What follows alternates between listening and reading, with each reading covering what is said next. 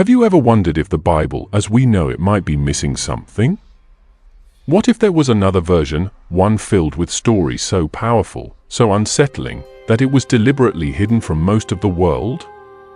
Today, we're going to explore the secrets of an ancient text that few have heard of, the Ethiopian Orthodox Bible. This isn't the familiar Bible with 66 books.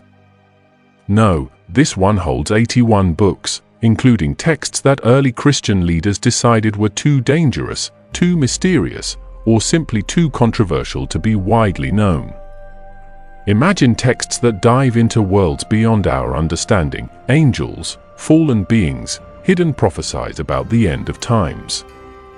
In these forbidden chapters, we encounter the cosmic battle between good and evil in a way that is almost mythic. But why were these books rejected by Western church leaders? Why were they deemed too provocative, or perhaps too close to the ancient roots of Judaism, to be included in the Bible we know today? These hidden books contain not only complex visions of heaven and hell, but also details about a world where divine beings and humans coexist, where the secrets of life, death, and the cosmos itself are waiting to be uncovered. Some might say these texts offer insights into a more mystical and deeply spiritual side of early Christianity, one that might change how we see our faith entirely. As we begin this journey, I'd love to hear what you think. Do you believe important spiritual knowledge could have been hidden? Drop a comment below with your thoughts, and make sure to like, subscribe, and share this video if you're ready to uncover these ancient secrets with us. Now, let's explore the first chapter of this mystery, understanding why church leaders chose to exclude these unique books and the powerful impact that decision had on Christian history. Part 1. The Ethiopian Orthodox Bible and its differences from the Western Bible. The Ethiopian Orthodox Bible stands as a testament to a unique and ancient perspective on Christianity, containing 81 books rather than the 66 books found in most Western Bibles. This difference might seem subtle at first, but it speaks volumes about how Ethiopian Christianity has preserved teachings, traditions, and mystical insights that Western Christianity chose to exclude. These additional texts are not mere variations of familiar stories, they open up a different spiritual world, filled with narratives and doctrines that shape a distinct understanding of divine beings, humanity, and the spiritual hierarchy within the universe. One of the most striking differences in the Ethiopian Orthodox Bible lies in its preservation of ancient texts that were deeply revered in early Jewish and Christian communities, but later considered unsuitable by the Western Church. These texts, still revered in Ethiopian Christianity, include narratives that address the origins of spiritual beings, humanity's role within God's creation, and a cosmic order that interweaves the divine and human realms. For Ethiopian Christians, these texts are integral to their spiritual heritage, offering insight into God's intentions, laws, and the mysteries of the divine. A prime example is the Book of Enoch. This text holds detailed accounts of heavenly beings, including a group of angels known as the Watchers who, according to the narrative, rebel against God's commands and descend to earth. In their interactions with humans, these angels impart forbidden knowledge, including secrets about warfare and magic, leading to moral corruption and chaos. The result is a cosmic struggle that culminates in the judgment of these fallen beings and the advent of divine justice. Through this narrative, Enoch paints a rich and complex picture of a spiritual universe where beings beyond human understanding play significant roles in guiding or disrupting human life. The Western Church, however, viewed such vivid accounts of spiritual hierarchies, cosmic battles, and complex divine judgment as potentially distracting from the message of salvation through Christ. Early church authorities believed these supernatural themes could overshadow the central tenets of Christianity, which emphasized grace, redemption, and the personal relationship between humanity and God. The Book of Jubilees presents another layer of difference. Known as a Little Genesis, it retells and expands on stories from Genesis, focusing intently on adherence to Jewish law. This text provides not only a history of creation and early humanity, but also emphasizes strict observance of the Sabbath, dietary laws, and purity practices. Its narrative includes a divine calendar, established by God and followed by angelic beings, suggesting that time itself has a sacred order. For the Western Church, as Christianity began to forge an identity separate from its Jewish roots, texts like Jubilees were seen as obstacles. The early Christian Church in the West emphasized salvation through faith in Christ, seeking to distinguish itself from Judaism's legal traditions. Jubilees, with its focus on Mosaic law, conflicted with the emerging identity of Western Christianity, which sought to position itself as a universal faith accessible to all, independent of Jewish customs. The books of Maccabees add yet another dimension, narrating the Jewish resistance against foreign oppression and the struggle to preserve their faith. These books recount heroic deeds, divine interventions, and the sacrifices made by those who would rather die than abandon their beliefs. This emphasis on Jewish customs and laws, however, was viewed by early Western church leaders as incompatible with a faith that aimed to transcend ethnic and cultural boundaries. Western Christianity increasingly sought to establish a universal identity, focusing on a message of grace and salvation rather than the strict observance of religious laws. Each of these texts, Enoch, Jubilees, and Maccabees, reveals a profoundly different perspective on the relationship between humanity and the divine, one that values mystical insights, cosmic order, and the moral lessons found in Jewish law. In choosing to exclude these texts, the Western Church effectively streamlined the theological landscape, prioritizing a message focused on salvation and the personal relationship with Christ. Ethiopian Christianity, however, retained these texts as a way to preserve its connection to the ancient roots of faith, seeing them as essential to understanding God's cosmic order, divine law, and the ongoing struggle between good and evil. This approach in Ethiopian Christianity offers a richer spiritual narrative that includes not only the story of salvation but also a deeper exploration of humanity's role within a larger, divine framework. The inclusion of these texts allows Ethiopian Christians to access a more expansive view of God's work, where divine beings play active roles in the human story and where the forces of good and evil are locked in a cosmic struggle that shapes the fate of the world.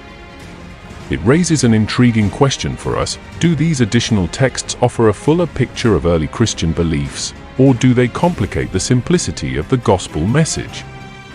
As we continue to explore why these books were left out, we may uncover more about the spiritual and doctrinal differences that have defined Christianity across cultures and eras. Part 2: Theological and Doctrinal Reasons for Exclusion. One of the most significant reasons that certain books in the Ethiopian Orthodox Bible were excluded from the Western canon centers around theological doctrine and the early church's desire to shape a unified understanding of Christianity. As the Christian faith grew, particularly in the Roman Empire, it was essential for church leaders to consolidate a doctrine that would be easily accepted and understood by a diverse population. The additional books in the Ethiopian Bible, with their vivid descriptions of the supernatural, strict adherence to Jewish law, and complex cosmology, presented theological challenges that early Western church authorities sought to avoid. In the early years of Christianity, the church faced numerous theological debates about the nature of Christ, salvation, and the divine order.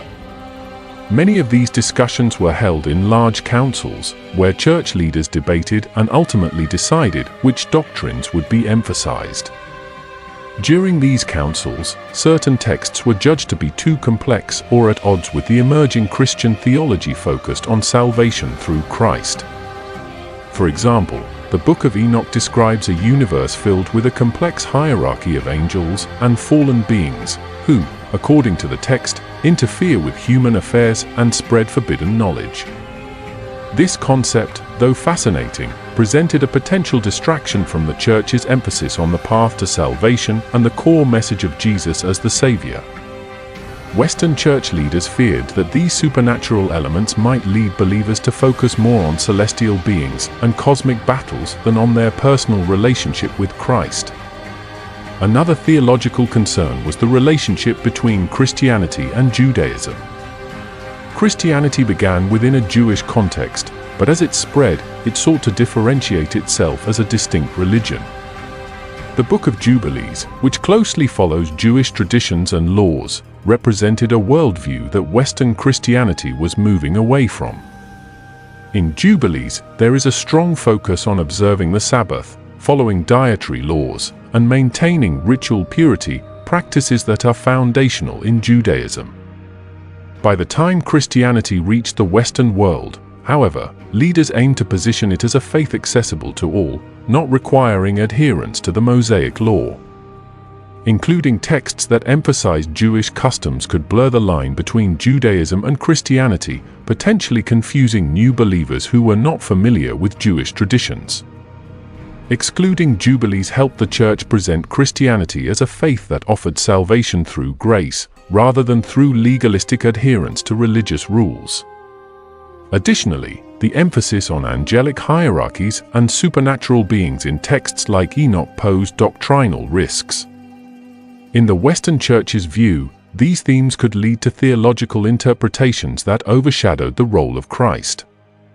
In early Christian communities, debates about the nature of angels and the hierarchy of heaven were common, and some interpretations could lead to divergent beliefs that the Church was eager to avoid.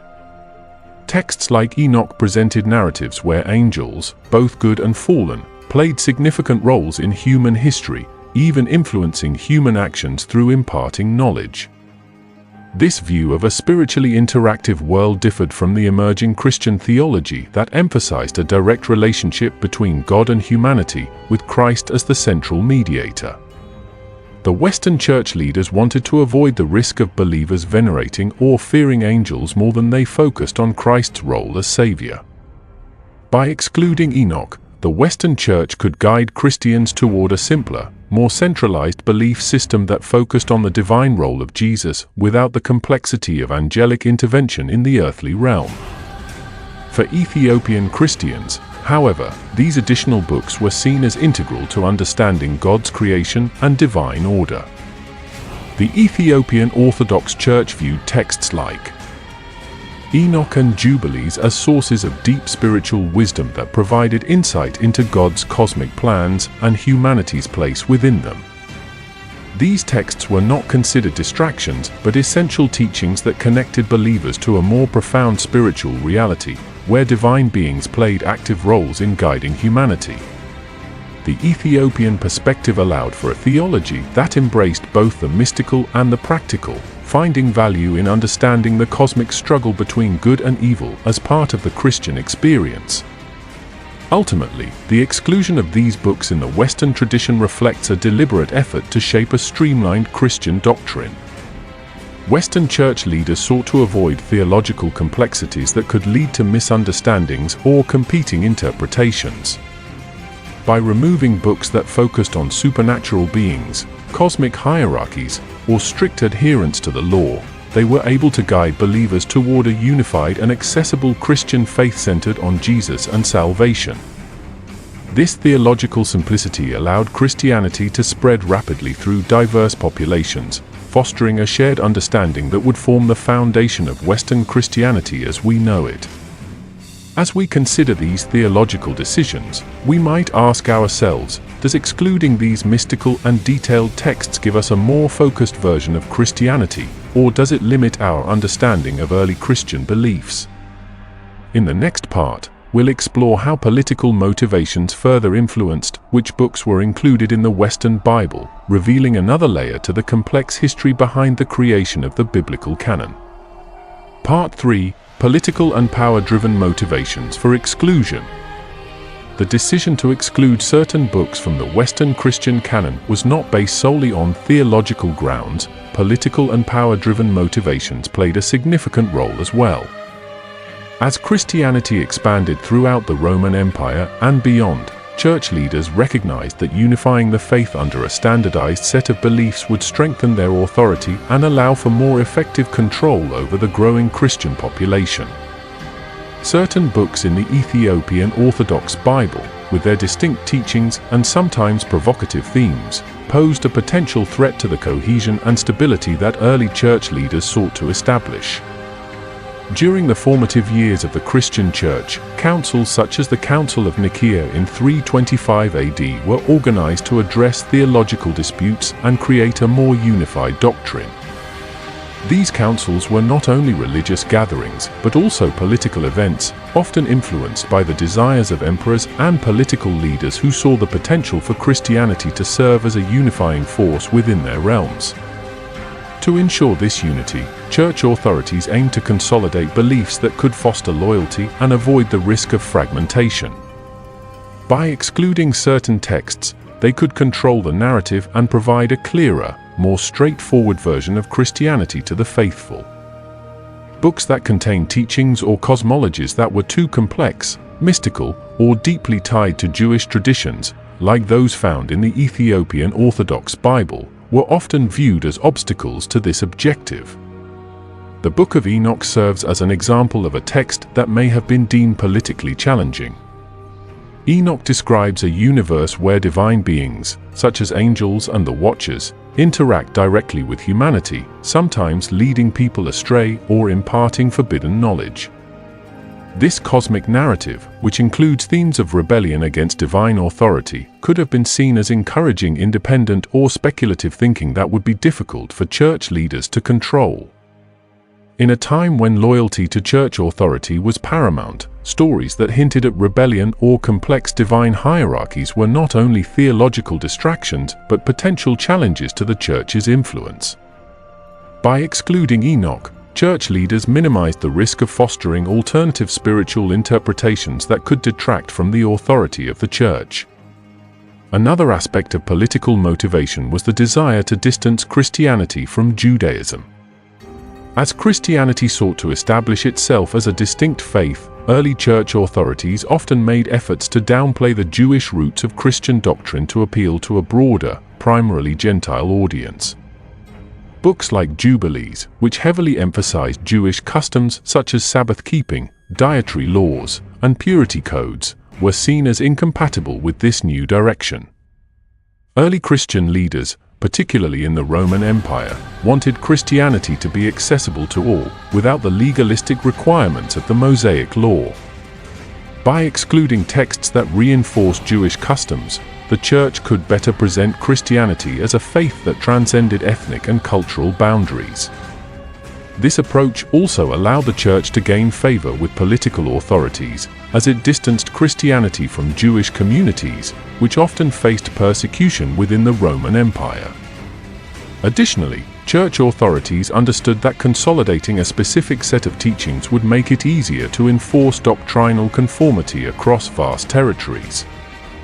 Christianity was spreading rapidly, and the need for a cohesive doctrine was crucial to maintaining influence over far-reaching communities. Books like Maccabees, with their focus on Jewish resistance, religious independence, and divine intervention, could be seen as inspiring sentiments of defiance or autonomy, qualities that were potentially destabilizing. In the Ethiopian Bible, Maccabees celebrates the heroism of Jewish martyrs and emphasizes the importance of upholding one's faith against foreign oppression. For Western church leaders, however, such a narrative was likely viewed with caution. They needed a Bible that reinforced obedience and loyalty, particularly in a political environment where the church was aligning itself with the Roman Empire's goals. The Ethiopian Orthodox Church, which developed independently from many of these Western influences, did not face the same political pressures. Largely isolated from the theological debates and power struggles of the Western Church, Ethiopian Christianity was free to preserve these texts without concern for political unity or doctrinal conformity on an empire-wide scale. For Ethiopian Christians, these books represented a vital connection to their spiritual roots and history. The additional texts offered a fuller, more intricate narrative of the Christian faith, embracing themes of divine mystery, cosmic order, and the rich traditions shared with Judaism. the decision to exclude these texts in the West reveals the Church's strategic approach to building a version of Christianity that would serve both spiritual and political purposes. By curating a specific canon, Western Church leaders created a religious framework that aligned with the Roman Empire's broader objectives of unity and control. This consolidation of doctrine allowed for a centralized authority that could shape and guide the faith in a way that minimized the risk of dissent. However, the Ethiopian Orthodox Church's preservation of these forbidden texts shows that Christianity can be understood through a broader, more diverse lens, one that incorporates not only the themes of salvation and grace but also the complexities of divine beings, cosmic struggles, and adherence to ancient traditions. This raises a fascinating question: does a unified doctrine strengthen faith, or does it limit the depth of spiritual understanding?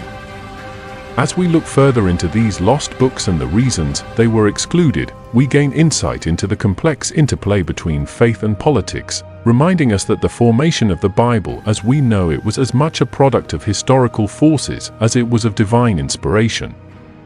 Part 4: The importance and significance of the Ethiopian Orthodox Bible in today's world. The Ethiopian Orthodox Bible represents not only an ancient Christian tradition, but also a profound example of cultural and spiritual resilience. While the Western Christian canon became the dominant version of the Bible across much of the world, the Ethiopian Orthodox Bible offers a rare glimpse into a different spiritual landscape, one that includes texts, traditions, and teachings that have largely faded from Christian discourse. This unique Bible is not merely an artifact of history, it remains a vital part of Ethiopian identity and a testament to the country's unwavering commitment to preserving its spiritual heritage. One of the most important aspects of the Ethiopian Bible is its role in preserving cultural and spiritual traditions. While Western Christianity shaped a streamlined doctrine, Ethiopian Christianity maintained connections to early Jewish customs, mystical beliefs, and a complex understanding of divine beings. In Ethiopian Orthodox practice, texts like Enoch and Jubilees are cherished for their spiritual insights and for connecting Ethiopian Christians to ancient traditions that link them with the early Jewish Christian world. This depth of tradition serves as a source of pride and continuity for Ethiopian Christians, who see their Bible as both a religious text and a cultural treasure. These preserved texts also carry powerful spiritual themes that have unique relevance in the modern world. In an era where discussions of the supernatural and metaphysical are often relegated to the sidelines, the Ethiopian Bible's inclusion of books like Enoch and Jubilees reminds us of the richness of ancient spirituality and humanity's timeless curiosity about the unseen world. The themes of cosmic battles, angelic hierarchies, and divine order found in these texts resonate with modern spiritual seekers who are interested in exploring Christianity beyond the boundaries of the Western canon. In Enoch, for instance, the story of divine beings who interact with humanity raises questions about the nature of good and evil and the ongoing struggle between forces beyond human understanding. This perspective adds layers of meaning to the Christian experience, offering believers a more mystical and holistic view of their faith. Moreover, the Ethiopian Orthodox Bible offers insights into faithful resilience and independence. Throughout history, Ethiopia has faced countless challenges, from foreign invasions to colonial pressures, yet it has managed to retain a distinct Christian identity that sets it apart from Western traditions. By maintaining these forbidden texts within its canon, the Ethiopian Orthodox Church demonstrated a commitment to preserving the full breadth of its spiritual heritage, even as it stood against Western influence. This preservation of a unique biblical canon reflects Ethiopia's dedication to spiritual independence and its refusal to compromise on what it considers to be sacred knowledge. For modern readers, the Ethiopian Orthodox Bible serves as a reminder of the importance of holding on to cultural roots and spiritual truths, even in the face of powerful external forces. From a broader perspective, the Ethiopian Orthodox Bible's rich and diverse canon challenges us to reconsider what we understand as Orthodox Christianity. While Western Christianity emphasizes a set structure and doctrine, Ethiopian Christianity embraces a more diverse interpretation of faith, allowing space for mysteries and teachings that may not fit neatly into Western theological frameworks. This acceptance of complexity and mystery presents an alternative way of experiencing Christianity, one that values depth over simplicity and allows for a more nuanced relationship with the divine. In today's interconnected world, where people are increasingly exploring spirituality beyond traditional boundaries, the Ethiopian Orthodox Bible serves as an invaluable resource. It offers a pathway to understand Christianity not only as a religion of salvation, but as a faith that embraces the mystical and the transcendent. By reading and reflecting on the Ethiopian Orthodox Bible, modern believers can gain new perspectives on ancient teachings and perhaps find deeper, more personal connections to their spirituality. The Ethiopian Orthodox Bible is thus not merely a relic of the past, but a living testament to the diversity and richness of Christian belief. Its existence raises thought-provoking questions. What might we gain by looking at Christianity from the Ethiopian perspective? Could these lost books offer us a fuller understanding of the divine?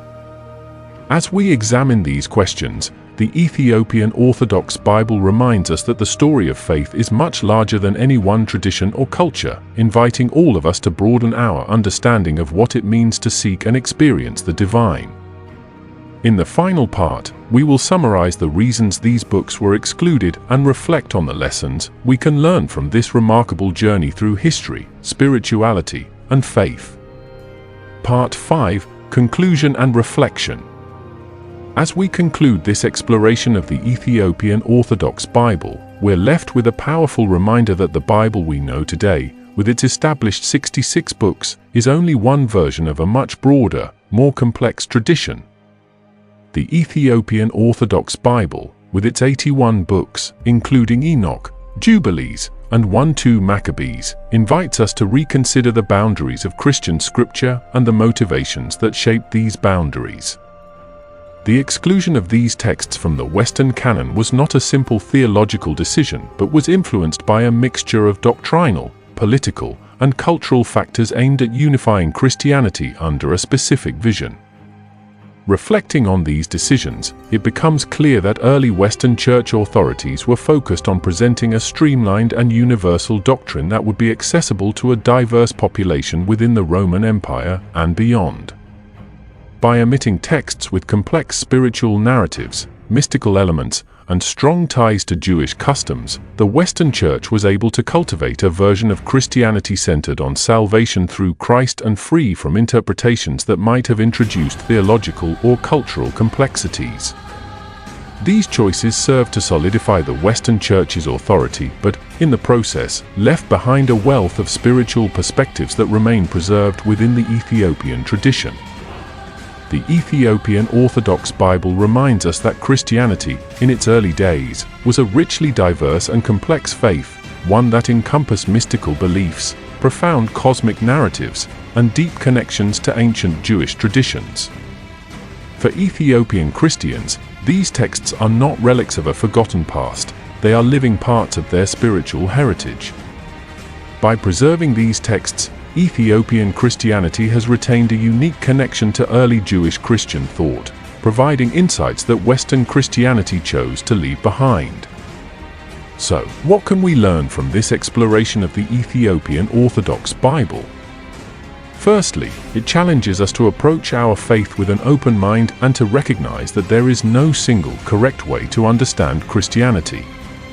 The Ethiopian Bible presents an alternative view of Christian belief, one that embraces mystery, cosmic order, and the enduring significance of divine laws. In a world where spirituality is often simplified, these texts encourage us to engage more deeply with the complexities of faith and the divine. Secondly, the Ethiopian Orthodox Bible teaches us about resilience and the importance of preserving cultural heritage. In the face of pressures to conform to Western influence, Ethiopia chose to honor its own spiritual roots, keeping alive a tradition that connects its people to their ancient past. This act of preservation serves as an inspiring example for all cultures and religions to hold onto their unique traditions, even in a world that often pushes for homogeneity. Lastly, this journey through the Ethiopian Orthodox Bible encourages us to question and seek a broader understanding of the Christian faith. Could the texts that were left out offer us insights that we may have missed? Might they provide a fuller picture of God's creation, of humanity's role within it, and of the spiritual challenges that shape our lives? The Ethiopian Orthodox Bible invites us to reflect on these questions and to remember that faith is a journey of discovery, a journey that sometimes requires us to look beyond the familiar and embrace the unknown. As we close, we invite you to consider these ancient texts and the perspectives they offer. Perhaps they hold lessons for us in today's world as we seek to navigate our own spiritual paths with wisdom, openness, and a willingness to explore the depths of our beliefs. Thank you for joining us on this journey, and if this exploration has sparked questions or insights, we encourage you to share them. Faith, after all, is enriched when we come together to share, question, and grow.